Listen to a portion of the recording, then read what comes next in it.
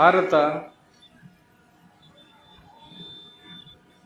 ಸಾಂಸ್ಕೃತಿಕವಾಗಿ ವೈಭವಶಾಲಿಯಾದಂಥ ದೇಶ. ಈ ದೇಶ ವಿವಿಧತೆಯಿಂದ ಕಂಗೊಳಿಸ್ತಾ ಇದೆ. ನೂರಾರು ಪ್ರಕಾರದ ಮಣ್ಣು, ಜಲ ಒಂದೇ ಆಗಿದ್ರೂ ಸಹಿತ ನೂರಾರು ಪ್ರಕಾರದ ಸ್ವಾದವುಳ್ಳಂಥ ಜಲ. ಜಗತ್ತಿನಲ್ಲಿ ಸೇರಿ ಎಲ್ಲ ಅರಣ್ಯಗಳಲ್ಲಿ ಎಷ್ಟು ಪ್ರಜಾತಿಯ ಸಸ್ಯಗಳು, ವೃಕ್ಷಗಳು, ವನಸ್ಪತಿಗಳು, ಗುಲ್ಮಗಳು ಇವೆಯೋ ಅವೆಲ್ಲವನ್ನು ಹೊಂದಿರುವಂಥ ಇದು ಭಾರತ. ಭಾರತದಲ್ಲಿರುವಷ್ಟು ಸಸ್ಯ ವೈವಿಧ್ಯತೆ ಜಗತ್ತಿನಲ್ಲಿ ಎಲ್ಲಿಯೂ ನೋಡ್ಲಿಕ್ಕೆ ಸಿಗೋದಿಲ್ಲ. ಅಷ್ಟು ಪ್ರಕಾರದ ಸಸ್ಯ ವೈವಿಧ್ಯತೆ ಭಾರತದಲ್ಲಿ ದೊರೆಯುವಷ್ಟು ಪಕ್ಷಿ ವೈವಿಧ್ಯತೆ ಜಗತ್ತಿನ ಯಾವ ಮೂಲೆಯಲ್ಲಿ ನೋಡ್ಲಿಕ್ಕೆ ಸಾಧ್ಯ ಇಲ್ಲ. ಅಷ್ಟು ಪ್ರಕಾರದ ಪಕ್ಷಿಗಳು ನಮ್ಮ ದೇಶದಲ್ಲಿ. ಕ್ರಿಮಿಕೀಟಗಳಂತರೂ ಕೋಟಿ ಕೋಟಿ ಪ್ರಕಾರದ ಕ್ರಿಮಿಕೀಟಗಳು. ಬೆಳೆಗಳು ಲಕ್ಷ ಲಕ್ಷ ಪ್ರಕಾರದ ಬೆಳೆಗಳು. 2 ಲಕ್ಷ ಭತ್ತದ ಬೆಳೆಗಳು ನಮ್ಮ ದೇಶದಲ್ಲಿ 2 ಲಕ್ಷದ ಪ್ರಕಾರದ್ದು. 22 ಸಾವಿರ ಪ್ರಕಾರದ ಜೋಳಗಳು, ಸಾವಿರ ಪ್ರಕಾರದ ಮಾವಿನ ಹಣ್ಣುಗಳು, ಸಾವಿರ ಪ್ರಕಾರದ ಬಾಳೆಹಣ್ಣುಗಳು ವೈವಿಧ್ಯತೆಯಿಂದ ತುಂಬಿ ತುಳುಕ್ತಾ ಇರುವಂಥ ದೇಶ.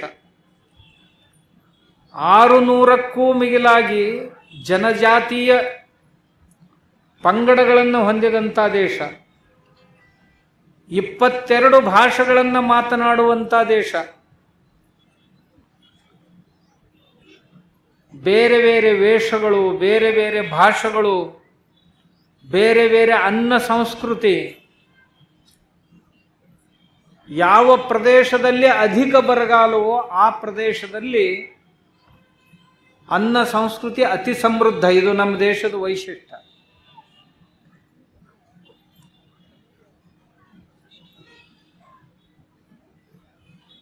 ಅತಿ ವಿದ್ವಾಂಸರಾದಂಥ ಋಷಿಮುನಿಗಳು, ದಾರ್ಶನಿಕರಾದಂಥ ಋಷಿಮುನಿಗಳನ್ನ ಹಿಡ್ಕೊಂಡು ನಮ್ಮ ಗ್ರಾಮ ಕಲಾವಿದರ ತನಕ ಇಷ್ಟೊಂದು ವೈವಿಧ್ಯಪೂರ್ಣವಾದಂಥ ಸಂಗೀತ ಜಗತ್ತಿನಲ್ಲಿ ಎಲ್ಲಿ ಸಿಗಲಿಕ್ಕಿಲ್ಲ.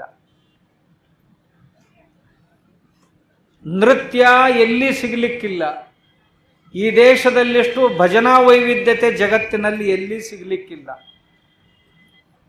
ಇದೆಲ್ಲ ವೈವಿಧ್ಯತೆ ಇರೋದ್ರಿಂದ ಈ ದೇಶ ವೈಭವಶಾಲಿ ದೇಶ.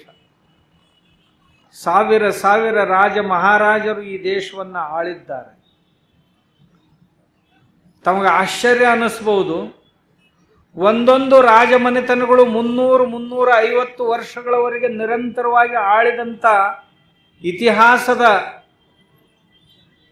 ಯಾವ ಪುಟಗಳನ್ನು ತಿರುವಿದ್ರೂ ಸಹಿತ ಜಗತ್ತಿನಲ್ಲಿ ಸಿಗಲಿಕ್ಕಿಲ್ಲ. ಅವು ಭಾರತದಲ್ಲಿ ಸಿಗ್ತಾವೆ. ಒಂದೊಂದು ಅಷ್ಟು ಶ್ರದ್ಧೆ ನಿಷ್ಠೆಯನ್ನ ಇಟ್ಕೊಂಡು ಜನರ ಪ್ರೀತಿಗೆ ಪಾತ್ರರಾಗಿ ಜನಹಿತಕ್ಕಾಗಿ ತಮ್ಮ ಜೀವನವನ್ನೇ ಅರ್ಪಿಸಿದಂಥ ರಾಜ ಮಹಾರಾಜರ ದೇಶ, ಸಾಧು ಸತ್ಪುರುಷರ ದೇಶ. ಕಾಶ್ಮೀರದಿಂದ ಹಿಡ್ಕೊಂಡು ಕೇರಳದವರೆಗೆ ಅನೇಕ ಪ್ರಕಾರದ ಸಂಪ್ರದಾಯಗಳನ್ನು, ಆಧ್ಯಾತ್ಮಿಕ ಸಂಪ್ರದಾಯಗಳನ್ನು ಹೊಂದಿದಂಥ ದೇಶ. ಅದರಲ್ಲಿಯೂ ಹಿಂದೆ ಇಲ್ಲ.